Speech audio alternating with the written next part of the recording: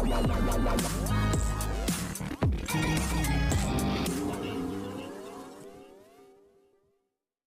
Guys, you are watching serial Syapa, जहां पे मिलती है आपको आप ही के फेवरेट शो से जुड़ी जानकारी।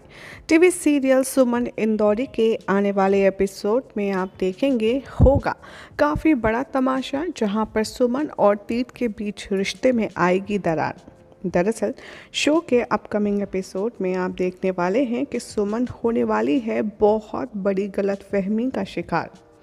दरअसल शो में दिखाया जाएगा कि सुमन घर छोड़कर जाने के लिए तैयार हो जाएगी, क्योंकि उसने तीर्थ और कृतिका की बातें सुन ली हैं।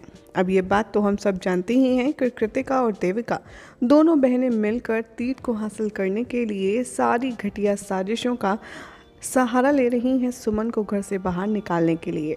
और होगा भी कुछ यूँ, इस बार देविका सक्सेसफुल होने वाली है अपनी घटिया प्लानिंग में। और जिस तरीके से उसने सुमन को कृतिका को यहाँ पर प्रेडिक्ट किया है, उसके बाद तो सुमन मानो उसके जाल में फंसी जाएगी। जिसके बाद सुमन लेने वाली है एक बहुत बड़ा फैसला। वो तीर्थ की लाइफ से और तीर्थ के घर से, दोनों से बाहर निकल जाने का फैसला करेगी।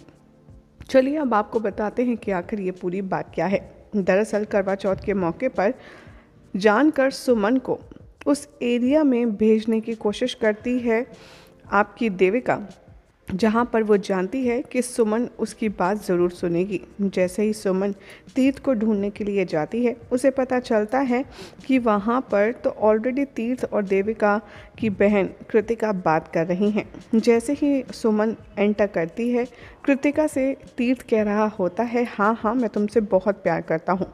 ये बात सुनकर के काफ़ी ज़्यादा टेंशन में आ जाती है सुमन, और इसीलिए वो काफ़ी ज़्यादा टेंशन में आने के बाद बेहोश भी हो जाती है। और इस बात का अंदाज़ा तीर्थ को नहीं होता कि ये सब मिली भगत है इन दोनों बहनों की। या सुमन को ऐसा लगता है कि मानो वो तीर्थ और कृतिका दो प्यार करने वालों के बीच में आ गई है, और वो बिल्कुल भी नेताजी की खुशी का किस्सा बनना चाहती है, उनके दुख का हिस्सा नहीं। इसीलिए सुमन उसके कमरे में जाएगी और काफ़ी ज़्यादा घबराएगी। वो तीर्थ की फ़ोटो देख कर के उससे बात करने वाली है और कहती आएगी नज़र कि आपने मेरे भाई की खुशी के लिए इतनी बड़ी कुर्बानी दी, तो मैं आपकी खुशी के लिए क्यों कुछ नहीं कर सकती। मुझे कोई हक नहीं है आपके और कृतिका के बीच आने का, और मैं कभी भी आप दोनों के बीच नहीं आऊँगी। इसीलिए मैंने फ़ैसला किया है कि मैं आपकी ज़िंदगी से हमेशा हमेशा के लिए चली जाऊँगी, ताकि आप खुश रहें कृतिका के साथ। इसीलिए सुमन कहती है कि भले ही मैं आपसे दूर चली जाऊं, लेकिन मेरे गले में हमेशा आपके नाम का ही मंगलसूत्र होगा। भले ही मैं आपसे दूर हूं, लेकिन मेरी मांग में आपके नाम का सिंदूर होगा। ये तमाम बातें करने के बाद फाइनली अपना सामान बांधकर जाने लगती है सुमन। और ये तमाशा देखकर पीछे पीछे देविका आती है और कहती है कि अरे सुमन, तुम कहाँ जा रही हो? तुमने तो तीर्थ भैया से शादी की है ना, तुम उनको ऐसे छोड़कर कैसे जा सकती हो? तुम अगर चली गई तो उनको कितना बुरा लगेगा, वगैरह वगैरह। इस तमाशे को करते और देखते हुए सभी लोग इकट्ठा हो जाते हैं, जहाँ पर सुमन की सासू माँ सुमन को शादी की इम्पोर्टेंस समझाने की कोशिश करती है। वो कहती है कि ये कोई गुड्डे गुड़ियों का खेल नहीं है कि जब खेल ख़त्म हुआ, मन भर गया तो बक्से में बंद करके रख दिया।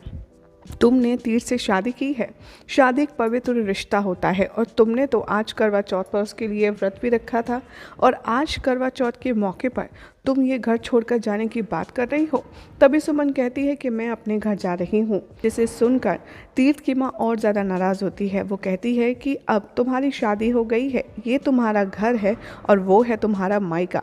और आज करवा चौथ के दिन जब सब सुहागिन अपने पति की लंबी उम्र की कामना करती हैं, उनके साथ जन्मों जन्म का साथ मांगती हैं, तुम उसी का घर छोड़कर जाने की कोशिश कर रही हो।